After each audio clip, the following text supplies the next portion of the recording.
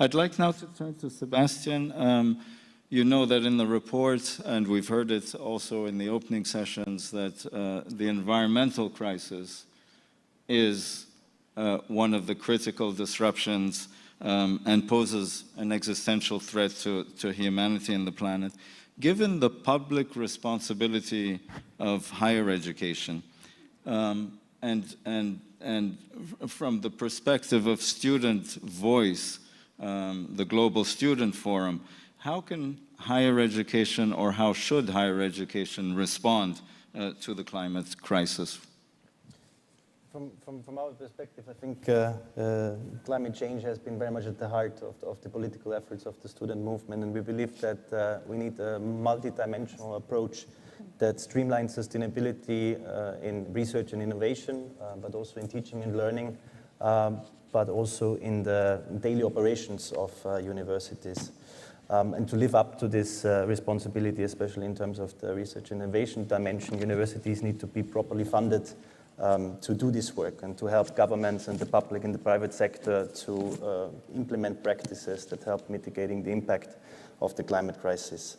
If we agree that quality education is the strongest tool to spark societal transformation, we need to ensure that we use it to change the behaviors of learners. We need to make sure that we change the behaviors of future generations. And we firmly believe that education for sustainable development is a central aspect of quality education. There is no quality education at this point of the crisis without it. And therefore, teachers and students need to be equipped with the tools to address the climate crisis and to shape inclusive and socially sustainable societies.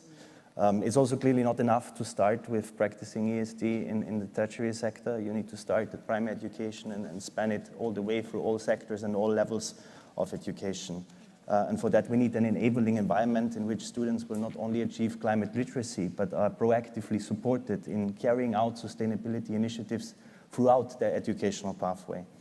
And the last dimension concerns the role of universities as lighthouses for other sectors of society, practicing what they preach in relation to sustainability. And unfortunately, so far, only a very small percentage of universities have pledged to net zero targets in the Race to Net Zero campaign. And we would be calling for concrete institutional action plans for the reductions of emissions developed under the involvement of faculty, of staff, of students. The Green Office model is a very good one that we strongly endorsed.